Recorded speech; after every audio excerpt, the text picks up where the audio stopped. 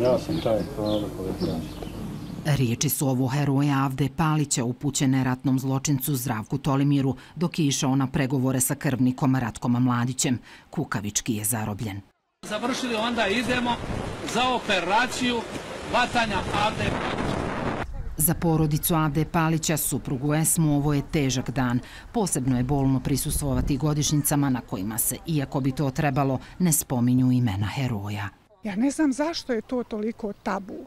I znate, onda kad dođete posle 30 godina na obilježavanje tog događaja, hapšenja moga supruga u Žepi, jer taj datum, 27. juli, je ustanovljen kao datum šehidske dove u Žepi i tamo ne čujete da se spomene ime i jednog od tih heroja.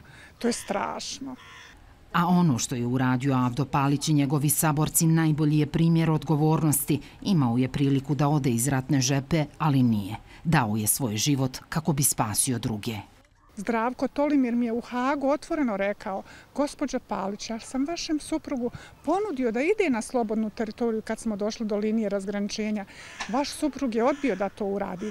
Znači, on je na taj način htio da sudu kaže kako je Avdo izabrao da se vrati i da je on odgovoran za svoj život. Međutim, poruka je da je Avdo izabrao da svoju ulogu i posao izvrši do kraja. Avdo je primjer svima, i mladima, i političarima, i svim u ovoj zemlji. Kad nešto uzmijete da radite, ili to radite časno, ili to nemojte nikako raditi. Palić je prebačen u tajni vojni zatvor u Bijeljine, a 5. septembra 1995. godine odveden je sa lokacije na kojoj je bio zatočen. Od tada mu se gubi svaki trag.